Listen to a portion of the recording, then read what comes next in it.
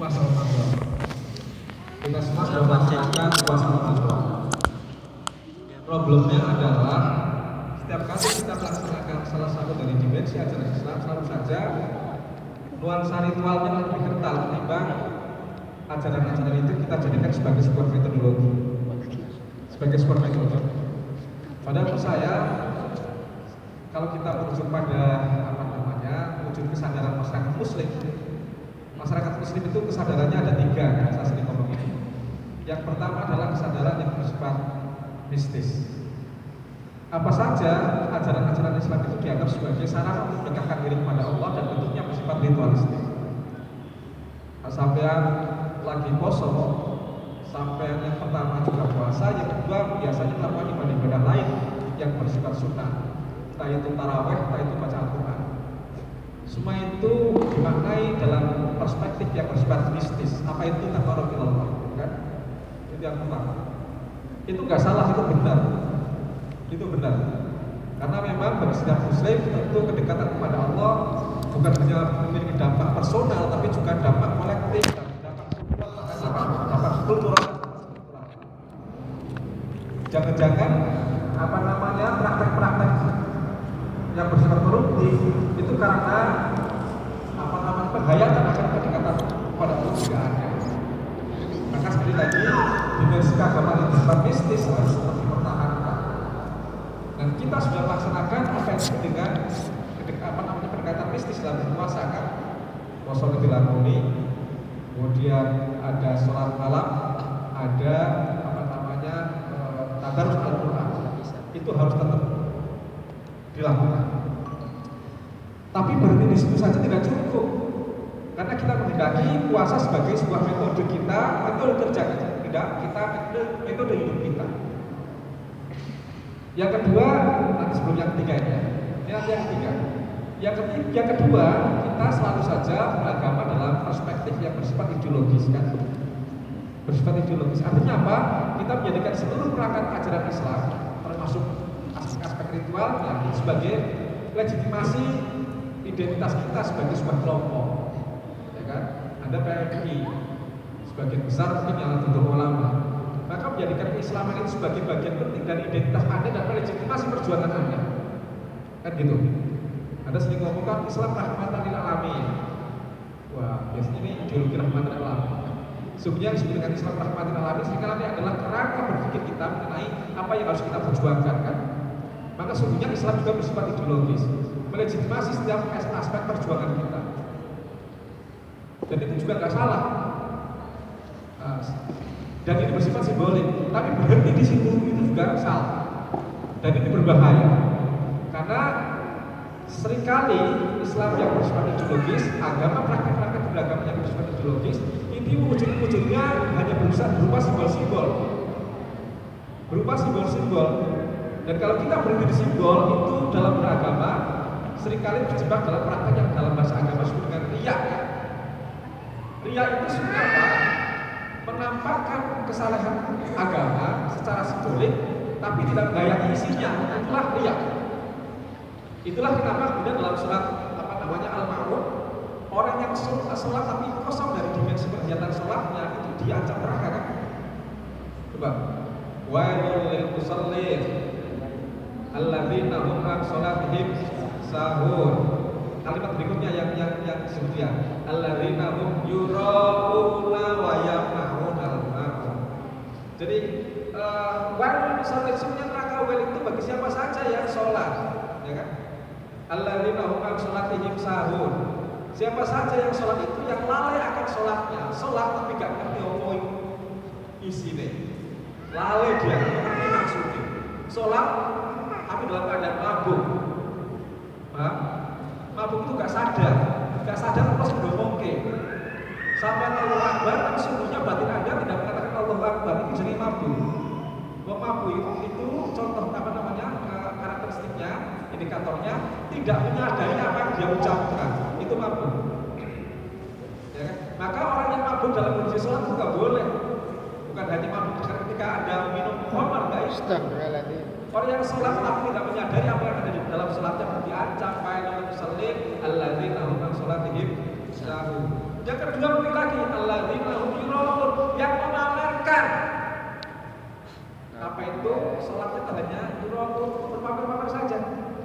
beragama yang hanya untuk pamer-pamer, dan pamer yang paling konkret dalam kehidupan kita adalah memamerkan simbol-simbol ketaatan, simbol-simbol religiositas, itu juga dirancang.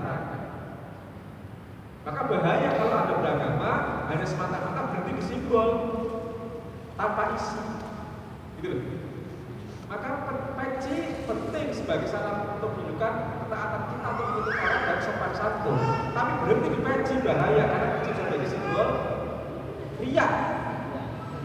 Maka agama bukan jubah, agama bukan peci. Agama ada isinya di dalam apa di balik peci dan jubah. Sekali lagi, ini yang penting. Jadi jangan sampai kita terjebak dalam agama yang bersifat simbolik, yang semata-mata menjadikan Islam dan agama sebagai alat legitimasi kita. Sekali lagi, itu jangan sampai begitu.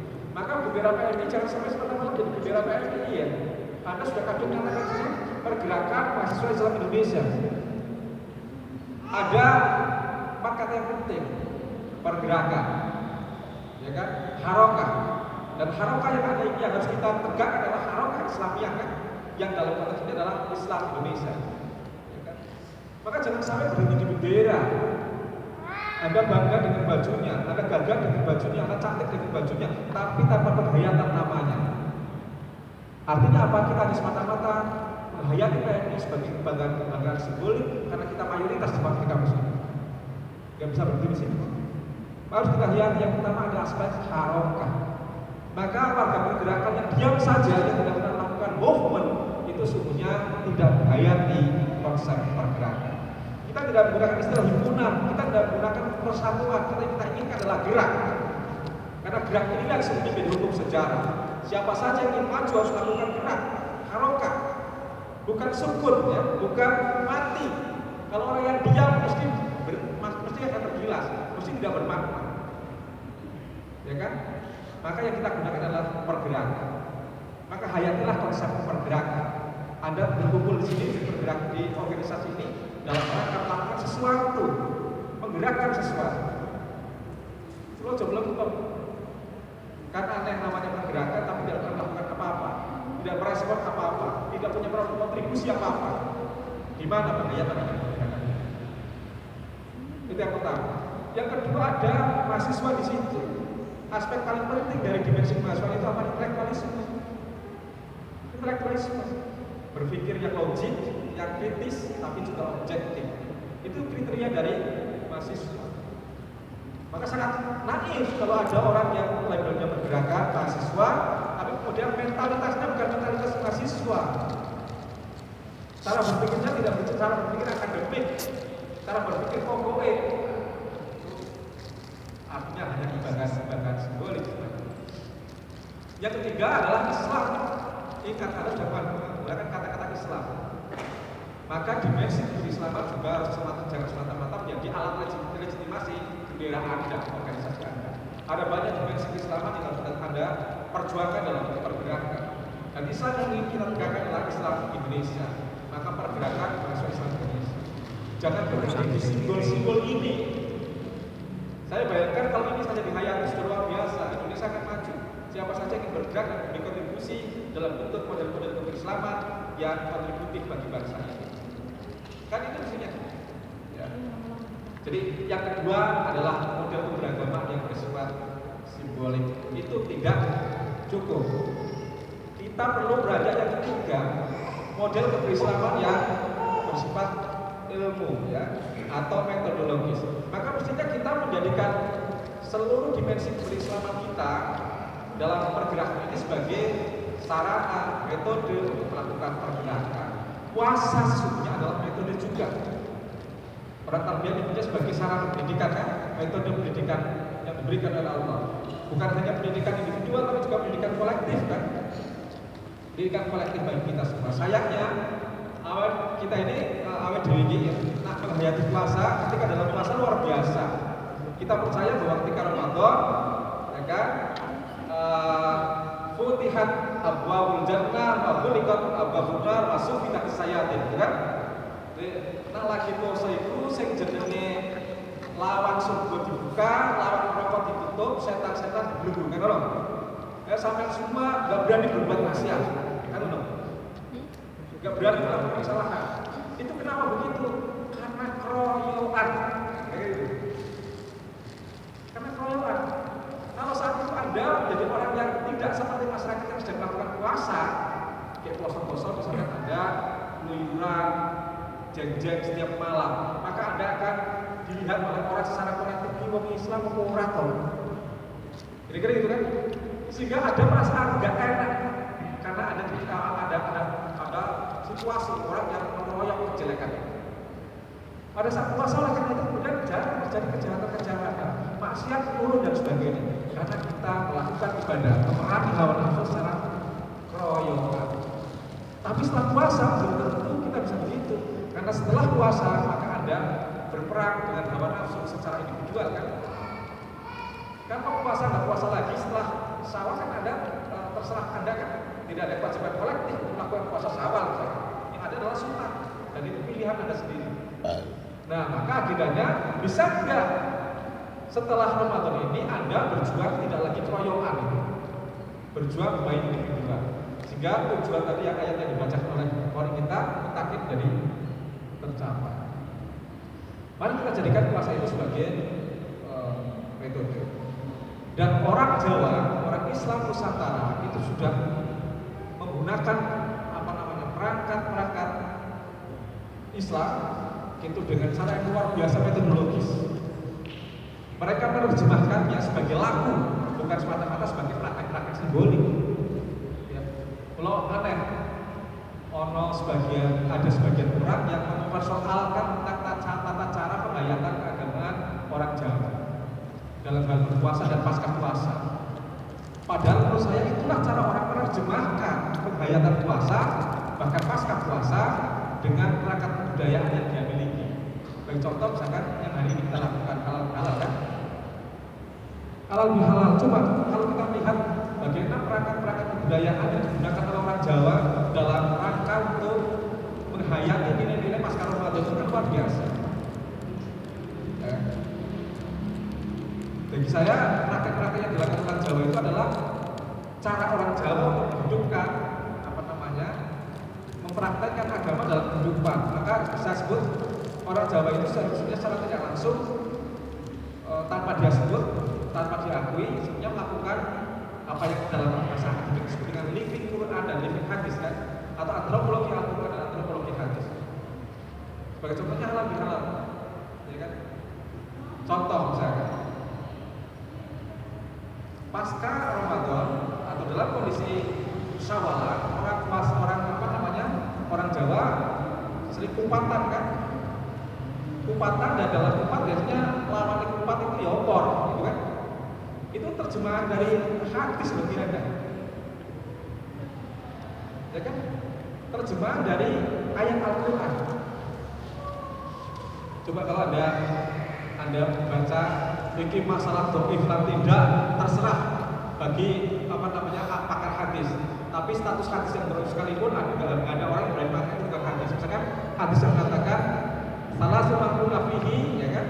Fahasabu sabaya sirah.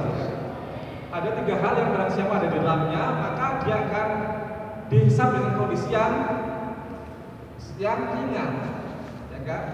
Bahkan ada yang mengatakan, oh ya, disuruh dalam jannah tapi gue hisab. Bahkan bisa karena 3 hal ini orang bisa dimasukkan tanpa dihisab. Nanti prakteknya kupat-kupat itu nanti.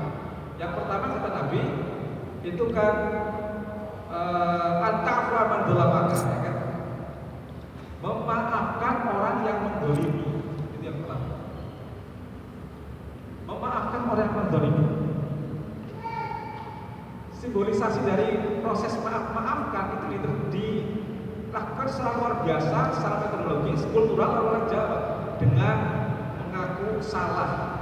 Yang secara simbolik kemudian dibuat namanya kupat kan, ngaku lemah.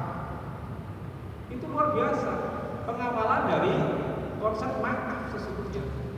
Maka kupat itu adalah living Quran, living hadis dari cara Jawa orang Jawa mempraktekkan Al-Quran hadis. Itu antropologi hadis. Mau coba salah-salah nih. Sinyal lagi kurang paham. Ya. Yang kedua, misalkan hadis Nabi Bukhari itu tadi kan yang pertama adalah anta Muhammad dalam makanya yang kedua adalah wa antum ti'aman aman haramaka, memberi kepada orang yang tidak pernah memberi kepada Anda. Ketika orang jauh bang kupat itu kan diberikan kepada kakak kanan kirinya. Ini sebenarnya adalah pengamalan dari tadi, penerjemahan dari konsep memberi kepada orang yang tidak pernah memberikan. Dan orang Jawa itu secara simbolik memberi kupat satu sebagai pengakuan masalah, yang kedua adalah pengamalan dari memberi. Jadi itu luar biasa sawalan itu. Yang terakhir kata Hans tadi itu kan menyambung silaturahim ya. Jadi menyambung silaturahim. Mantasul aman kotoran, menyambung orang yang memutus persaudaraan. Salah satunya dengan cara gimana begini ini. Alhamdulillah. Ada yang mengatakan, wah, itu orang contohnya suka gimana? Ya kan? Ada orang mengatakan minal aidin saja dipersoalkan. Itu nggak ada ajarannya dalam Islam. Nggak ada itu perintah minal aidin wal faizin. Itu nggak ada. Loh, KPKP harus ada contohnya dari Nabi. Ya bukan, Muhammadiyah nggak pernah dibuat NU, nggak pernah dibuat dengan Muhammad. NU pernah dijadikan Muhammad. Ya kan? Kok dulu contohnya KPKP begini.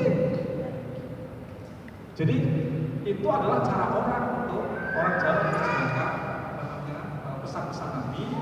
Maka itu bisa disebut sebagai antropologi hadis, antropologi Al-Quran. Jadi luar biasa ya, mengamalkan 3 hal dalam praktek kultural masyarakat Jawa. Maka saja saudara, bisa nggak kita coba menjadikan puasa itu sebagai salah satu metodologi kita untuk memajukan PMI gitu, kan gitu. Sebenarnya bisa. Ketika Anda berpuasa sebenarnya Anda melakukan proses mendidik diri. Ada proses kaderisasi. Nah, PMI sebenarnya sarana kaderisasi. Dalam puasa kita diminta bersabar, menahan diri. Kan gitu. Proses kaderisasi juga mensyaratkan kemampuan bersabar dan